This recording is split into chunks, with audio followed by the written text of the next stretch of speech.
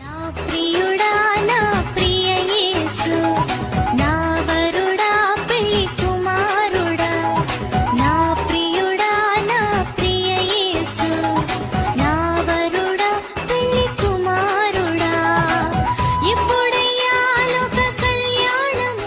మన రక్షకుడును ప్రభు అయినటువంటి యేసుక్రీస్తు నామమున ఈ యొక్క కార్యక్రమాలు చూస్తున్న మీ అందరికీ కూడా నా హృదయపూర్వకమైనటువంటి వందనాలు తెలియజేస్తూ ఉంటున్నాం.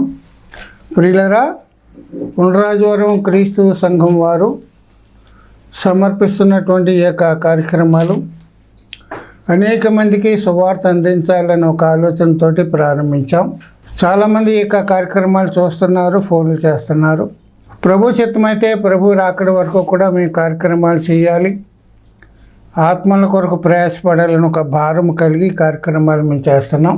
ఈ కార్యక్రమాల కోసం మీరు ప్రార్థన చేయండి. అలాగే మీ ప్రార్థన అవసరాలు ఏమైనా ఉన్నట్లయితే స్క్రీన్ మీద మా ఫోన్ నెంబర్ కనిపిస్తుంది. ఆ నెంబర్కి మీరు ఫోన్ చేస్తే మీకోసం మేము ప్రార్థించగలుగుతాం. ప్రార్థన చేసి కార్యక్రమాన్ని ప్రారంభించుకుందాం. జీవం కలిగిన మా పరలోక తండ్రి, నమ్మదగిన దేవా, నీ పరిశుద్ధ నామమున స్తోత్రాలు. నీ కృప చేత, ప్రేమ చేత మరోసారి నీ బిడ్డలతో కలిసి సహవాసం చేయడానికి మీరు ఇచ్చిన గొప్ప కృపకై నీకు వందనాలు. ఈ సమయంలో మీరే మాతో మాట్లాడండి. నీ బిడ్డలకు కావలసిన వర్తమానం మీరు దయచేయండి. నీ వాక్యం అనే జీవహారాన్ని మా అందరికీ కూడా పంచిపెట్టమని నజరేయుడైన యేసునామం అడిగి ప్రార్థిస్తున్నాం మా తండ్రి, ఆమేన్. ప్రభునందు ప్రియులరా, దేవుని వాక్యంలోంచి కొన్ని విషయాలు మనం జ్ఞాపకం చేసుకుందాం. మరి లెంటి కాలంలో మనం ఉన్నాం. ఇప్పటికే 10 రోజులు అయిపోయినాయి. మరి లెంటి కాలంలో లెంటి కాలాన్ని ఆచరిస్తున్నాం. మనము యేసయ్య సిలువలో చూపించినటువంటి ఆ ప్రేమ, ఆ దయ, ఆ కనికరము, ఆ క్షమాపణ, ఆ యొక్క విధేయత, ఆ యొక్క తగ్గింపు మనలో ఉండాలని దేవుడు ఆశిస్తున్నాడు. ఆ సిలువలో చూపించినటువంటి ఆ యొక్క క్షమాపణ, విధేయత మనలో లేకపోతే లెంటి దినాలు ఎన్ని సంవత్సరాలు మనం పాటించినప్పటికి కూడా అది వ్యర్థమని మనం గమనించాలి. యేసయ్య జననం, మరణం, పునరుత్థానం లేఖనాల ప్రకారంగా జరిగిందని మనం మర్చిపోకూడదు. ఏదో అర్ధాంతరంగా ఆకస్మికంగా జరిగింది కాదు. లేఖనాల ప్రకారంగా, దేవుడు ప్రణాళిక ప్రకారంగా అవి జరిగినాయని మనం నమ్మాలి. గతించిన ఎపిసోడ్లో ప్రియులారా, సిలువను మనం ఆత్మీయ కోణంలో మనం చూస్తున్నాం. అక్షరార్థంగా మనం చూస్తే సిలువ ఒక నిలువు కర్ర, ఒక అడ్డకర్ర మనకు కనిపిస్తుంది. కానీ అదే సిలువను మనం ఆత్మీయ కోణంలో మనం చూస్తే అపోస్తలుడైన పౌలు ఏం చెప్పాడంటే, సిలువను గురించినటువంటి వార్త నశించుతున్న వారికి వెర్రితనము, రక్షించబడుతున్న మనకు దేవుని శక్తి అయి ఉన్నదని చెప్పాడు. కనుక సిలువ అనేది మానవుని జీవితంలో ఒక ప్రత్యేకమైనటువంటి స్థానాన్ని కల్పించినట్లుగా మనం చూస్తాం. కారణం ఏంటంటే, సిలువ లేకపోతే మనకి విలువ లేదని గమనించాలి. కారణం ఏంటంటే, సిలువ ద్వారా ఏదైనా తోటలో మానవుడు ఏదైతే కోల్పోయాడో, ఏమైతే కోల్పోయాడో, వేటినైతే కోల్పోయాడో అవన్నీ కూడా సిలువ ద్వారా దేవుడు మనకి ఇచ్చినట్లుగా మనం చూస్తాం. దేవుని మహిమను, దేవుని యొక్క స్వరూపాన్ని, దేవుని యొక్క పోలికను, దేవుని యొక్క గుణలక్షణాలని దేవుడు తిరిగి మనకి ఇచ్చాడు. గమనించండి ప్రియులారా, సిలువ మనల్ని స్వతంత్రులుగా చేసింది. పాపము నుండి, దాస్యము నుండి, శాపము నుండి మనకి విడుదల కలిగించి మనల్ని స్వతంత్రులుగా చేసిందని మనం మర్చిపోకూడదు. ఈ యొక్క సిలువ మార్గంలో ప్రయాణించే వారికి ఎన్నో కష్టాలు వస్తూ ఉంటాయి, నష్టాలు వస్తాయి, బాధలు వస్తాయి, ఇరుకులు వస్తాయి, ఇబ్బందులు వస్తాయి, ఆటంకాలు వస్తాయి, అభ్యంతరాలు వస్తాయి. ఎన్ని వచ్చినప్పుడు కూడా మనం ఏం చేయాలంటే, విశ్వాసమునకు కర్తయు దానిని కొనసాగించువాడునైనా యేసు వైపు చూస్తూ మనం ముందుకే వెళ్ళాలి. కానీ ఆగిపోయే వారముగా ఉండకూడదు, వెనక్కి చూసేవారముగా ఉండకూడదు, పక్కకు చూసేవారుగా ఉండకూడదు, వెనక్కి తిరిగి చూసేవాళ్ళుగా ఉండకూడదు. ఆత్మీయ ప్రయాణంలో మనం ముందుకే వెళ్ళాలి కానీ ఆగిపోయే వారంగా ఉండకూడదని వాక్యం మనకి తెలియచేస్తూ ఉంటుంది. గమనించండి ప్రియులారా, సిలువ ద్వారానే తప్ప మనం పరలోకానికి వెళ్ళలేమని గమనించాలి. కనుక సిలువ ఇంగ్లీష్లో మనం ఏం చెప్పామంటే క్రాస్ అని మనం చెప్పాం. ఈ క్రాస్ అనే పదములో 5 అక్షరాలు ఉన్నాయి. గతించినటువంటి ఎపిసోడ్లో సి అనే అక్షరం గురించి మనం నేర్చుకున్నాం. సి అంటే అర్థం ఏంటంటే సి స్టాండ్స్ ఫర్ క్రూసిఫిక్షన్. యేసయ్య సిలువలో సిలువ వేయబడ్డాడు. సిలువ మరణం అనేది రోమా ప్రభుత్వంలో చాలా భయంకరమైన శిక్ష. ఈ రోజుల్లో ఉరి శిక్ష ఎటువంటిదో ఆ దినాల్లో సిలువ శిక్ష అనేది చాలా భయంకరమైనది. సిలువ వేసేవారిని సాయంకాలం వరకు కూడా ఉంచేవారు, పొద్దుపోయిన తర్వాత ఉంచేవారు కాదు. కారణం ఏంటంటే వాడు సిలువలోనే మరణించాలి. ఒకే మరణించకపోతే కాళ్ళు చేతులు విరగొట్టి బలవంతాన్ని చంపే పరిస్థితి ఉంది. సిలువ మీద ఉన్న వాడికి క్రిందకి దిగే అవకాశం లేదు. అదే వాడికి ఆఖరి రోజు, తన యొక్క మరణదినమని వాడికి గుర్తెరుగుతాడు. కనుక సిలువ మరణం అనేది ఎవరికి వేస్తారంటే దేశద్రోహం చేసిన వారికి, రాజద్రోహం చేసిన వారికి, అలాగే మరి మతాచారంగా మరి విభేదాలు కల్పించిన వారికి, మత విద్వేషాలు కల్పించే వారికి, దేవదూషణ చేసేవారికి సిలువ మరణము, భయంకరమైనటువంటి దోపిడీలు చేసేవారికి సిలువ మరణం వేసేవారు.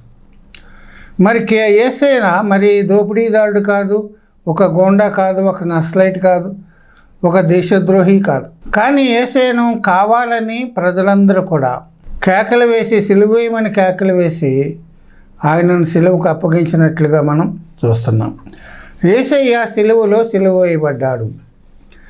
ఏమి సిలువ వేశాడో సిలువలో అని మనం గమనించినట్లయితే మన పాప పురుషుణ్ణి, మనమికను పాపమునకు దాసులము కాకుండా పాప పురుషుడు ఆయనతో కూడా సిలువ వేయబడ్డాడు.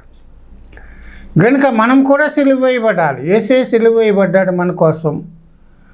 యేసయ్య కోసం కూడా మన సిలువ వేయబడాలి. పౌలు ఏమంటాడో తెలిసిన, క్రీస్తు యేసు సంబంధులు శరీరమును దాని ఇచ్చలతోనూ దురాశలతోనూ సిలువ వేసి ఉన్నారు. దేవుని బిడ్డలుగా సంఘములో చేర్చబడిన వారముగా మన శరీరాన్ని సిలువ వేయాలి. దురాశలతోటి ఇచ్చలతోటి సిలువ వేయాలి. శరీరాన్ని చంపుకోవాలి. రెండవది ఏంటంటే లోకమునకు మన సిలువ వేయబడాలి, మనకు లోకము సిలువ వేయబడాలి. లోక సంబంధమైన ఆచారాలు కానీ పద్ధతులు కానీ మనకు ఉండకూడదని వాక్యం మనకి తెలియచేస్తూ ఉంటుంది. గమనించండి ప్రియులారా, ఇప్పుడు సిలువ అనేది 5 అక్షరాల మొదటి అక్షరం ఏంటంటే సి అని మనం గమనించండి. ఇప్పుడు రెండవ అక్షరం కూడా మనం చదువుదాం. రెండవ అక్షరం గురించి కూడా మనం ధ్యానం చేద్దాం. రెండవ అక్షరం ఏంటంటే ఆర్. క్రాస్లో రెండో అక్షరం R. R stands for redemption. గమనించండి, ఇది C stands for crucifixion, R stands for redemption. Redemption అంటే విమోచన కలిగింది. యేసయ్య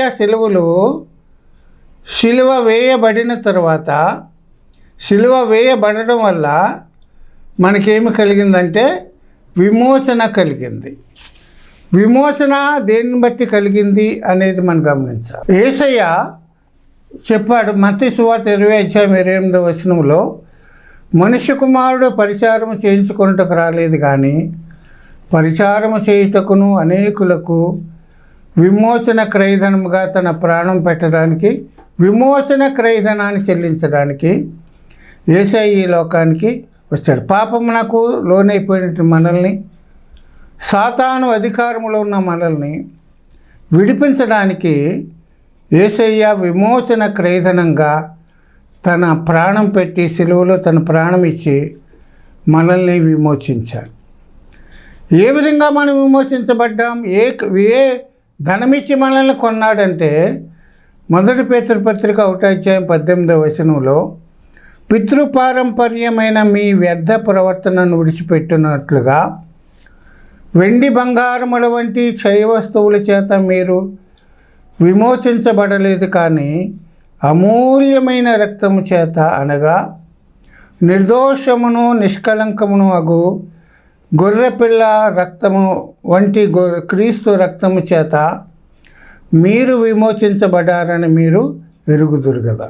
వెండి బంగారాల చేత దేవుడు మనల్ని కొనలేదు, కానీ మనల్ని విమోచించలేదు, కానీ నిర్దోషమును నిష్కళంకమునైన గొర్రెపిల్ల వంటి క్రీస్తు రక్తము చేత దేవుడు మనల్ని విమోచించాడు. ప్రియులారా, యేసయ్య సిలువలో ఉదయం 9 గంటలు మొదలుకొని మధ్యాహ్నం 3 గంటల వరకు కూడా ఆ యొక్క ఎర్రటి ఎండలో తన ఎర్రటి రక్తాన్ని చిందించి సిలువ వేదన భరించి నీ కోసం నా కోసం రక్తం ఇచ్చి ప్రాణం ఇచ్చి విమోచన క్రయధనముగా తన ప్రాణాన్ని ఇచ్చి మనల్ని విమోచించాడు. కనుక వేటి నుండి మనల్ని విమోచించాడు?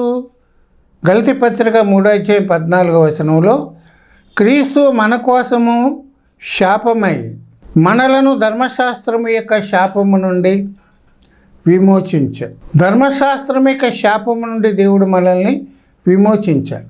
ధర్మశాస్త్రము మానవుడి మీద అధికారం చేసేదిగా ఉందని మనం గమనించాలి. ప్రియులారా, ఆయన శాపగ్రస్తుడైపోయాడు. ఏ విధంగా శాపగ్రస్తుడయ్యాడు? వాక్యం ఏం చెప్తుందంటే, సిలువ వేయబడిన ప్రతి వాడు కూడా శాపగ్రస్తుడని వాక్యం చెప్తుంది. శాపగ్రస్తుడు భూమి మీద చనిపోకూడదు. కనుక శాపగ్రస్తుడు భూమి మీద చనిపోకుండా ఉండడానికి వాడిని ఏం చేస్తారంటే, ఆకాశానికి భూమికి మధ్యలో వేలాడదీయబడి చనిపోయేటట్టుగా చేస్తూ ఉంటారు. కనుక యేసయ్య మనల్ని ధర్మశాస్త్రము యొక్క శాపము నుండి విమోచించినట్లుగా మనం చూస్తూ ఉంటున్నాం. గమనించండి ప్రియులారా, ధర్మశాస్త్రం ఏం చేసింది? 2 కొరింథీ పత్రిక 3:6 అక్షరము చంపును, ఆత్మ జీవింప చేయను. అక్షరం అంటే ధర్మశాస్త్రం. ధర్మశాస్త్రం చంపుతుంది. ఏ చిన్న తప్పు చేసినా, పెద్ద తప్పు చేసినా, ఏ పాపం చేసినా ధర్మశాస్త్రం ఏం చెప్తుందంటే రాళ్లతో కొట్టి చంపమంటుంది. వ్యభిచారం చేసే స్త్రీని యేసయ్య దగ్గర తీసుకొచ్చేయమన్నారంటే, అయ్యా మోషే ధర్మశాస్త్రంలో వ్యభిచారం చేసిన వారిని రాళ్లతో కొట్టి చంపాలని ఉంది, నువ్వేం చెప్తావని యేసయ్యని అడిగారు. ధర్మశాస్త్రం మానవుని చంపుతుంది, కానీ అక్షరం ఏం చేస్తుంది? ఆత్మ ఏం చేస్తుందంటే జీవింప చేస్తున్నట్లుగా మనం చూస్తూ ఉంటున్నాం. చంపే ధర్మశాస్త్రాన్ని నుంచి దేవుడు మనల్ని విడిపించి, బ్రతికించే ధర్మశాస్త్రం కాదు అది. మనల్ని మరణానికి అప్పగించే ధర్మశాస్త్రాన్ని నుంచి దేవుడు మనల్ని విడిపించాడు. ఎబ్రీ పత్రిక 7:18 వాక్యం చెప్తుందంటే, ధర్మశాస్త్రము దేనికి సంపూర్ణ సిద్ధి చేయలేదు. ధర్మశాస్త్రం పాపం అంటే ఏంటో చెప్పింది, కానీ ధర్మశాస్త్రం తప్పేంటో, పాపం ఏంటో, అపరాధం ఏంటో, దానికి శిక్ష ఏంటో చెప్పింది, కానీ ఆ శిక్ష నుండి తప్పించుకునే మార్గం మాత్రం ధర్మశాస్త్రము చేయలేదు. కనుక ధర్మశాస్త్రము యొక్క కార్యం ఏంటంటే చంపేది, శిక్షను వేసేది. కనుక యేసయ్య ఈ లోకానికి వచ్చి ఏం చేశాడంటే, రోమాపత్రిక 8:2 ధర్మశాస్త్రము ఏది చేయ జాలకపోయెను, దేవుడు దానిని చేశాడు. ధర్మశాస్త్రం మానవుని బ్రతికించలేకపోయింది కనుక ఆ ధర్మశాస్త్రము దాని నుండి మానవునికి మరణము అప్పగించే ధర్మశాస్త్రము నుండి దేవుడు మనల్ని విడిపించి మనల్ని బ్రతికించినట్లుగా మనం చూస్తూ ఉంటున్నాం.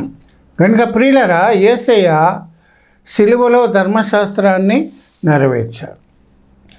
యేసయ్య ఏమన్నాడో తెలిసిన మత్తయి సువార్తలో, నేను ధర్మశాస్త్రాన్ని నెరవేర్చడానికి వచ్చాను కానీ దాన్ని కొట్టివేయడానికి నేను రాలేదన్నాడు.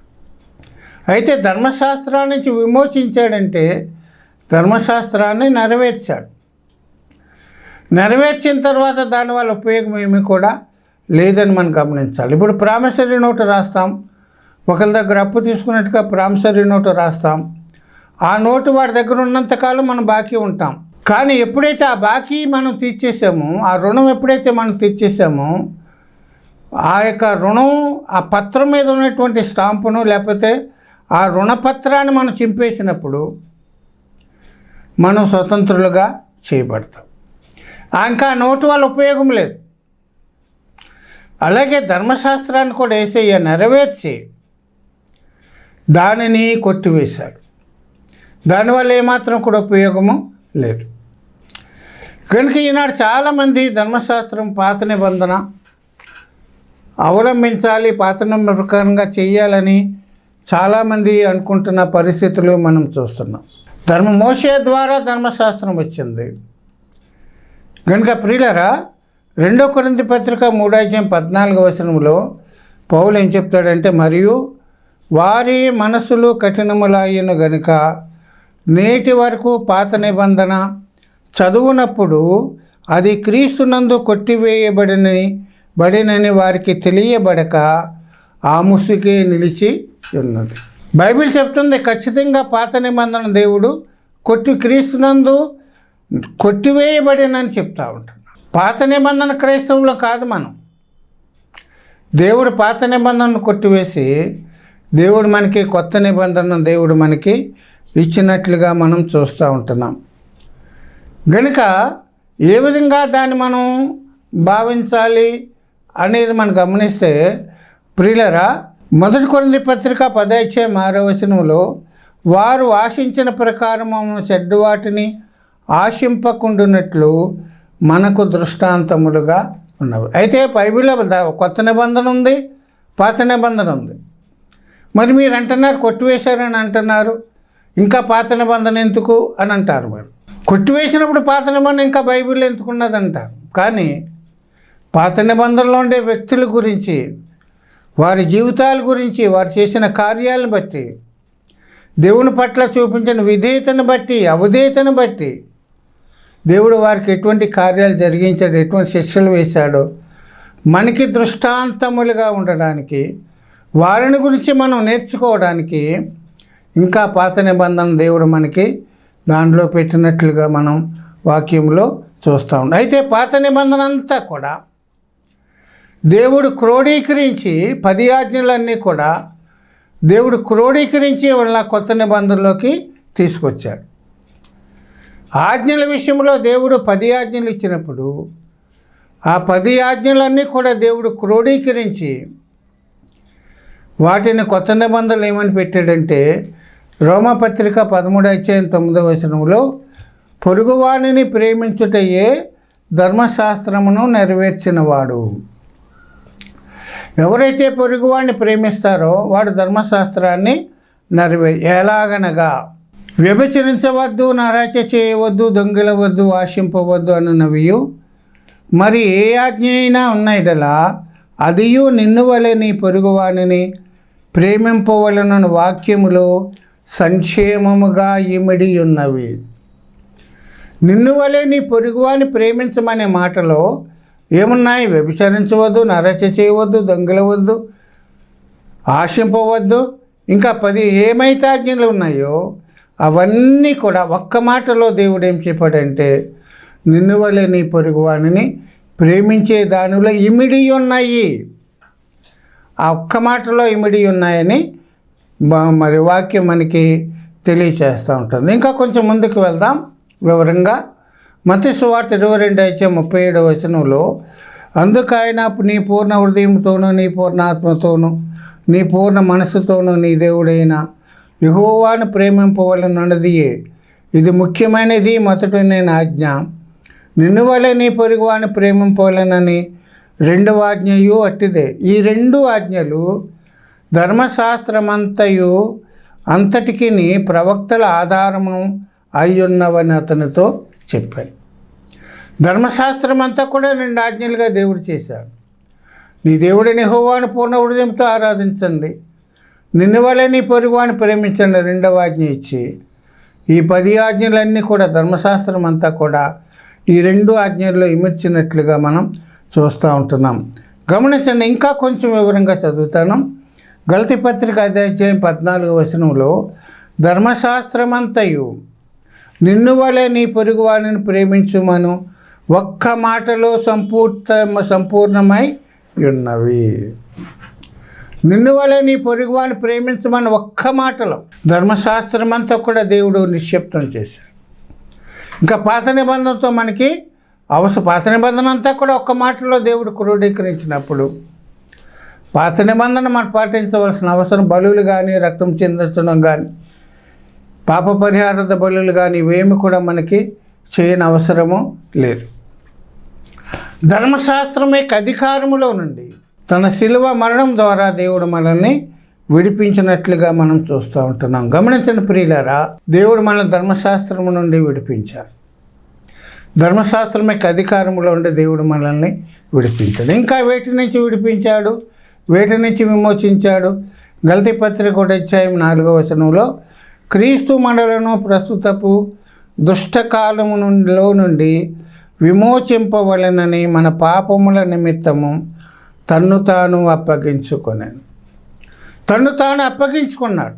ప్రస్తుతపు దుష్ట కాలములో నుండి మనల్ని విడిపించడానికి. ఈ కాలము దుష్టకాలము గనుక, ఇది చెడు కాలము గనుక, ఈ కాలములో నుండి మనల్ని విడిపించడానికి, పాపము నుండి భయంకరమైనటువంటి పరిస్థితుల్లో నుండి మనల్ని విడిపించడానికి యేసయ్య శిలువకు తన్ను తాను అప్పగించుకున్నట్లుగా మనం చూస్తూ ఉంటాం.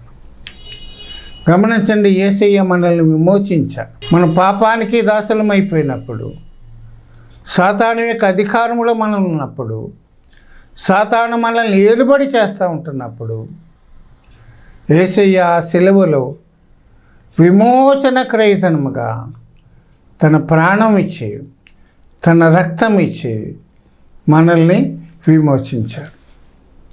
గమనించండి, తీతు పత్రిక 2:14 సమస్తమైన దుర్నీతి నుండి మనలను విమోచించి, సమస్తమైనటువంటి దుర్నీతి నుండి మనల్ని విమోచించాడు, విడుదల కలిగించాడు. నీతి కానిది దుర్నీతి కనుక ఏదైతే నీతిగా దుర్నీతిగా ఉందో దాని నుండి దేవుడు మనల్ని విమోచించాడు, విడిపించాడు, విడుదలనిచ్చాడు, స్వతంత్రులుగా చేశాడు. గమనించండి, యేసయ్య మనల్ని విమోచించాడు, రిడెంప్షన్, విమోచన ఇచ్చాడు. బందీలుగా ఉన్న మనల్ని, విడుదల లేకుండా మనల్ని దేవుడు మన పాపముల నుండి, మన అపరాధముల నుండి మనకు రావాల్సిన శిక్ష ఆయన భరించి, ఏ పాపమూ చేయనటువంటి యేసయ్య సిలువలో వేలాడి తన రక్తమంతా కూడా కార్చి, ఒక్క రక్తబొట్టు కూడా ఆయన ఉంచుకోలేదు. ఒక బంటు ఆయన బ్రతిక ఉన్నాడో చచ్చాడో తెలుసుకోవడానికి ఈట విసిరిని గుచ్చినప్పుడు రక్తము నీళ్లు కారు. అప్పటికి ఆయన శరీరంలో రక్తమంతా కూడా నీరుగా మారిపోయి, రక్తమేమి కూడా ఆయన ఉంచుకోకుండా, బహుశా ఆఖరి రక్తబొట్టు నీకోసమే. ఈ మాటలు వింటున్నా నీవు. క్రీస్తు రక్తం చేత మనం విమోచించబడ్డాం, క్రీస్తు రక్తం చేత మనం నీతిమంతులుగా చేయబడ్డాం. అటువంటి విలువైనటువంటి రక్తాన్ని ఈనాడు నీవు నిర్లక్ష్యం చేస్తున్న పరిస్థితులు మనం చూస్తూ ఉంటున్నాం. గమనించండి ప్రియులారా, ఎఫ్సి పత్రిక 1:7 ఆ ప్రియుని యందు ఆయన రక్తము వలన మనకు విమోచనము అనగా మన అపరాధములకు క్షమాపణ కలిగి ఉన్నది. మన అపరాధాలని దేవుడు క్షమించి, ఎంతటి పాపులమైనటువంటి మనల్ని కూడా దేవుడు ప్రేమించి, మన అపరాధములకు రావాల్సిన శిక్ష ఆయన భరించి మనకు క్షమాపణ ఇచ్చాడు. కనుక ఆయన శిలువ దగ్గర మనకి క్షమాపణ దొరుకుతుంది. నువ్వెంతటి పాపమైనా సరే, భయంకరమైన పాపంలో జీవిస్తున్నా సరే, ఆ శిలువ దగ్గరికి వచ్చి, అయ్యా నేను పాపినని నువ్వు దేవుని దగ్గర ఒప్పుకుంటే దేవుడు క్షమించేవాడు, తన రక్తం చేత కడిగి నిన్ను తనకు సొత్తుగా చేసుకునేవాడని మనం గమనించాలి. కనుక దేవుడు మనల్ని విమోచించాడు. 103వ కీర్తన 4వ సమాధిలో నుండి నీ ప్రాణమునను విమోచించుచున్నాడు. మరణము నుండి, సమాధి అంటే మరణము నుండి దేవుడు నిన్ను విడిపించాడు, దేవుడు నిన్ను విడుదల చేశాడు. కనుక ఇవన్నీ కూడా క్రోడీకరించిన తర్వాత భక్తుడు ఏమన్నాడో తెలిసిన కీర్తనాకారుడు 49వ కీర్తన 15వ వారి ప్రాణ విమోచన ధనము బహు గొప్పది, అది ఎన్నటికీ తీరక అట్లుండవలసినదే. వారి ప్రాణ విమోచన ధనము ఎంత బహు విలువైనది. ఆ రుణాన్ని ఎప్పుడు కూడా మనం తీర్చుకోలేము, ఎన్నటికీ తీర్చుకోలేము. అంతటి విమోచన క్రయం దేవుడు మనకిచ్చి మనల్ని విమోచించాడు. భక్తుడు చెప్పాడు, అది అట్లుండక ఉండవలసిందే. దాన్ని అప్పుడు కూడా మనం తీర్చుకోలేము. బ్రతికినంత కాలం కూడా ఆయనకి మనం ఎప్పుడు కూడా రుణస్థులమే. ఆయన ఇచ్చినటువంటి ఆ విమోచన మనల్ని జ్ఞాపకం చేసుకోవాలి. కనుక ప్రియులరా, దేవుడు మనల్ని విమోచించాడు, విడుదల కలిగించాడు. పాపము నుండి, దాస్యము నుండి, సాతాను అధికారములో నుండి, దుర్నీతి నుండి, లోక సంబంధమైనటువంటి దుష్టకాలములో నుండి, ఈ భయంకరమైన పరిస్థితుల్లో నుండి దేవుడు మనల్ని విడిపించాడు, విమోచించాడు. విమోచించబడిన ప్రజలుగా మనం మరలా దేని నుంచి అయితే మనం విడుదల పొందామో మరలా వాటికి మనం దాసులముగా ఉండకూడదు. ఆయన సిలువలో కార్చిన రక్తం వ్యర్థమైపోతుంది. సిలువలో ప్రాణం పెట్టినటువంటి ఆ యొక్క కార్యము వ్యర్థమైపోతుంది. కనుక పౌలు ఏమంటాడో తెలిసిన, సిలువ వ్యర్థము కాకుండానట్లు. ఈ విషయంలో నీ వాక్యం వింటున్న నీవు, నీ విషయంలో సిలువ వ్యర్థము కాకూడదు. యేసయ్య సిలువ మరణము, కార్చిన రక్తం, పడిన ప్రయాస, సిలువ వేదన నీ విషయంలో వ్యర్థము కాకూడదు. నువ్వు రక్షించబడాలి, నువ్వు దేవుని సొత్తుగా చేయబడాలి. నిన్ను కొన్నాడు, రక్తమిచ్చి కొన్నాడు నిన్ను. విలువ పెట్టి కొనబడిన వారు కనుక మీ దేహములతో దేవునిని ఘనపరచుడు. కనుక విమోచించడం మనం దేవుని ఘనపరిచే వారముగా, దేవునికి మహిమకరంగా మనం ఉండడానికి మనం ప్రయత్నం చేద్దాం. ప్రభు చిత్తమైతే మరలా మిగిలిన అక్షరాల గురించి వచ్చే ఎపిసోడ్లో మనం జ్ఞాపకం చేసుకుందాం. దేవుడు ఈ మాటలు మన కోసం దీవించి ఆశీర్వదించును గాక. ప్రార్థన చేద్దాం. జీవము కలిగిన మా పరలోకపు తండ్రి, నమ్మదగిన దేవా, నీ పరిశుద్ధ నామమున స్తోత్రాలు. నీ కృప చేత, ప్రేమ చేత ఇంతవరకు మాతో వివరంగా విస్తారంగా మాట్లాడారు. నీకు వందనాలు. విత్తబడిన వాక్యం కోసం ప్రార్థిస్తున్నాం. విత్తబడిన వాక్యానికి నీరు కట్టండి, ఫలింప చేయండి. ఉన్నవారికి ఆశీర్వాదకరంగా, దేవునికరంగా ఉండడానికి సహాయం చేయండి. నీ రక్తం ఇచ్చి మమ్మల్ని విడిపించారు, విమోచించారు.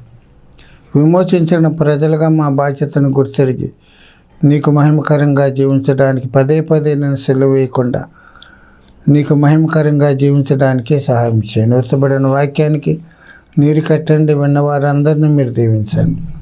విన్నవారందరి పట్ల నీ కృప చూపించే వారి నుండి బలహీనులను, రోగులను, అనారోగ్యంగా ఉన్న వారిని స్వస్థపరచండి. నీ కృపలో వారిని జ్ఞాపకం చేసుకోండి. ప్రభా, ఈ సిలువ శ్రమల జాన కూడికల్లో ఎవరి విషయంలో కూడా సిలువ వ్యర్థము కాకోకుండా ప్రతి ఒక్కరూ రక్షించబడ్డానికి నీ కృప దయచేయండి.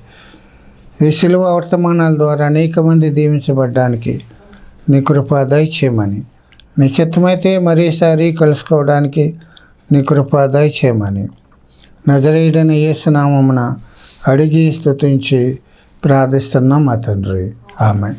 మీ అందరికీ నా హృదయపూర్వక వందనాలు.